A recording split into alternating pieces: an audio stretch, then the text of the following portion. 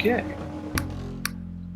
so I have been doing some live presentations locally, and the live presentations have talked about how do you go from a 9th or 10th grade student or junior in high school and put your applications in, all the stuff you got to do, the testing, the academics, the essay writing, and I brought another professional in to talk about the essays as well.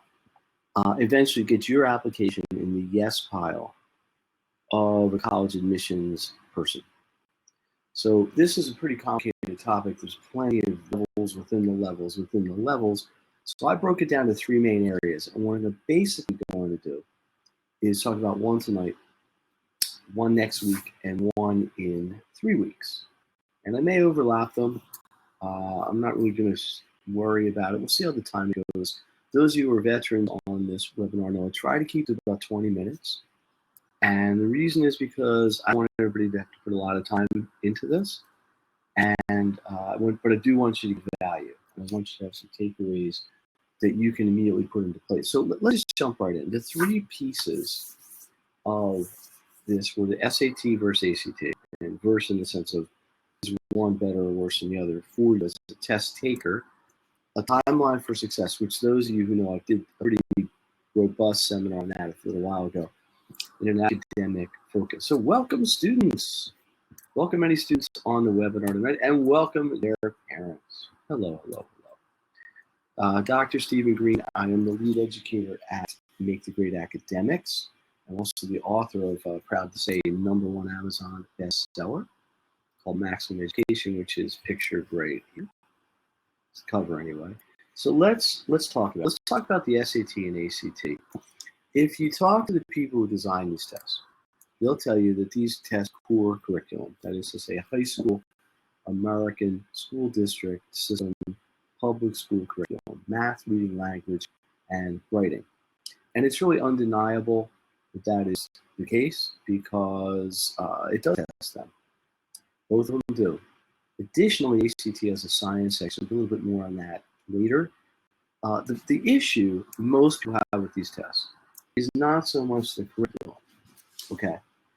The issue most people have is A, the style of the test, how the test is structured compared to a typical school-based test. Secondly, how the questions are presented compared to a school-based test. That's probably the 2 biggest objections. The third one, which is maybe a little bit of a distant third, is the fact that it's a really long test. Both of them are pushing 4 hours. Pretty rare you ever have a 4-hour test in a high school setting. So this is really a little bit of the rub. Here's where they overlap. They both have math. They both have reading. They both have a language, writing language, English section. They're just named different things. And they both have free write essay. It's presented differently. The SAT, for example, has 2 math sections. One you cannot use a calculator, one you can. The SAT has 5 reading passages. The ACT has 4. But you get the idea that they're generally aligned. Now here's where they're different, and this is really a more important slide. The ACT has a science section. The SAT does not. Is this a big deal? Not really. People will say to me, my potential students and students I work with, I'm not good at science, I don't want to take the ACT, or reverse, I love science, it's my favorite subject, therefore I will take the ACT. Without getting too into it, here's the kind of little secret that isn't a secret, is the science section of the ACT is really, skill-wise, like a reading section. The techniques I would teach a student on how to do it are based a lot more on how you do a reading section, that is, comprehension of information. Bigger difference to me is the pacing. ACT you have to work significantly faster, about 20 seconds per question. And it may not seem like a lot in kind of a casual view, but in real time trying to take a test, that's a huge difference. Way more students run out of time on the ACT than the SAT across all the sections. SAT, I think it's fair to say, at least I will give my opinion, requires a lot more reasoning skills, whereas the ACT is more like school. Now I'm talking about the questions that are presented, not so much the topics. Another big difference is the SAT is summed. You get a certain score for math, certain score for reading. They add them together. ACT is a composite score that works like an average. Typically, you can superscore an SAT, meaning you can take high scores from different test dates and put them together. Most of the time, you cannot do that with an ACT. So these are some differences. Again, there's overlap, plenty of overlap, probably more overlap than differences. But I think the differences are enough that you got to consider, is one of the tests better for you or your student than the other? So let's just briefly talk about when they're given. The SAT is given 7, and I should update this, possibly 8 times a year. There's been discussion of adding a date in August. I don't know that that's official. There may be more current information than I am aware of. But for sure, starting in January, because January, March, May, June, then you've got October, November, December, and there may be this August one. Actually, I think it's a good idea because it gives the students, pre-seniors, rising seniors, one more shot to hit a number before they throw their applications in. So that can be a good thing. Downside is you got to prep in the summer, which nobody seems to want to do. Here's your ACTs, 6 times a year. Again, I'm not going to break this down. You can see the slide or pause the video. February, April, June, September, October, December, and that's when they're given. The point more so is you got to plan ahead. You got to register for these tests a month, 6 weeks ahead. It takes a month to get the score. You're talking really a 2 to 3 month window, and the tests all overlap. So what you got to do is you got to look at broader stroke, and I'll get into this probably in about 5 minutes. So here's an idea. If you're going to go all in on one test or the other, do a proper diagnostic, please. Don't base it on, oh, my neighbor told me this, or some guy in my biology class told me this, or the guidance counselor said people with my GPA do this. And I don't mean any of these in a disparaging way, but what I do mean is everybody's going to be different. There is a right way or right ways to do diagnostics. And do one. And I'd be happy to get with anybody one-on-one. I'll give you my email. It's going to come up towards the end of this webinar. But don't shortchange yourself on the diagnostic if that's the way you're going to do it. Also, define your target score, whether it's out of 36 on the ACT or out of 1,600 on the SAT. You got to have an idea where you're trying to get. And your target score should be based on your target school. Target school, target score, okay? So if you're trying to go to Princeton, you're going to need a much higher target score than if you're trying to go to a state level school. And it's just the way it is. It is just the way it is. There is a point of overkill. You don't need a 1510 to go to a state college. There's nothing wrong with either one, but this is the target score. So the formula is you have your baseline score. You've already got a score. You've got some diagnostic scores. And then we compare that to your target score, and that's what sets up our part of what sets up our test prep program. Okay? Now, the goal, my goal for student is to reach your target scores by end of your junior year, which I would include that August SAT if it's going to happen. Why? Because in the summers when you were going to start cranking up your application, your essays, getting your recommendation letters, all that sort of thing. That's the goal. So do the proper diagnostic, set your target score, try to reach it by the end of your junior year. Now, try is really the key word. It doesn't always happen, let's be honest, but that's the goal. Okay? All right, so here's a little tip. When you sign up for either of these tests, order what's called the Q&A report. It's about $12 extra. It's a really good diagnostic, especially if you're going to do a little more moving forward. Again, if you have questions, I'm not going to get into every detail tonight. Ask me. All right, this is going to be the second and final half of this webinar. Let's talk about some things you need to do when you plan a test prep program, okay? And I break them up into 3 core things: strategies, test taking strategies, pacing, and basic skills. So how do you gain these? Through practice testing, through increasing confidence, and which leads to test day execution. That's the key. Key is you got to be able to do it in the test center on the day of.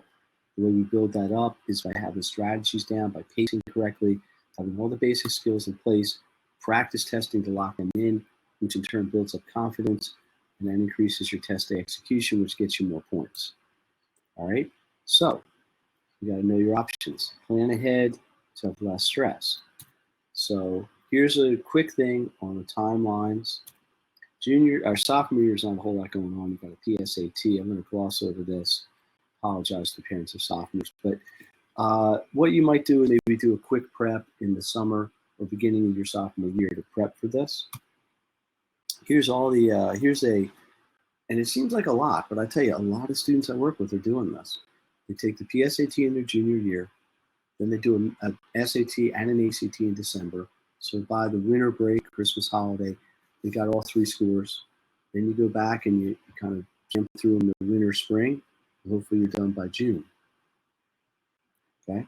Here's all SATs. PSAT, SAT, SAT, review them, work on your midterms. Then you got the rest of your junior year. Same idea for ACTs. Now, again, I am going quickly. If you got a recording of the video, please just pause and go back, or if you have questions. ACT, again, this is an ACT timeline to try to make it to be done by the end of your junior year. Okay, now here's your senior year. And again, you only have till December because that's when your application deadline's really firm. So you got a potential ACT. Now remember, there might be an SAT here in August. I've changed my slide. And then you're also going to be dealing with your applications, your essays, getting teacher recommendations, coach recommendations, other recommendations, etc., etc. So here's really the key slide, I think, at least from my view, is where do you start? I've tried to go into a little bit of detail on what you want to learn, the strategies, the pacing, the basic skills, etc. So you can start before your sophomore year, before your junior year, prior to the PSAT. Probably right, these 2 here are the most common entry points. Some before junior year, fall of junior year, and then you run through this fall series, SAT, ACT, to do diagnostics, kind of reevaluate, pick up in the winter of your junior year, then run through, try to get done by June. If for whatever reason it doesn't work out, you pick back up summer of your senior year and try to hit the ones in the fall. Remember, target score is based on target school, okay? Not the other way around. So that's how we do it. So this is the key slide, and if you have any questions, please. So this is where I'm going to leave it for today. I'm going to pick up next week with some academic focuses. I'm going to run through this again. Let's see if we have any questions from the peanut gallery here. There I am. Hi, everybody. All right, questions. Only 2 questions, so I'll address them quickly, and maybe we will call a little bit of a night. What does it mean to do a complete diagnostic and proper diagnostic? Excellent question, and I could take 3 hours to answer this. Let me try to do it quickly. A full diagnostic can range anything from doing 2 complete tests, a full SAT, a full ACT. You're talking 8.5, 9 hours of test prep, testing, not test prep, test work. I think the minimum that have to be done, minimum, to give a true indication is about a 3-hour diagnostic, which is about an hour and a half of each.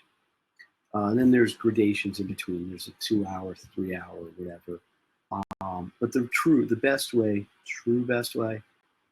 is just doing both. That's why I like that.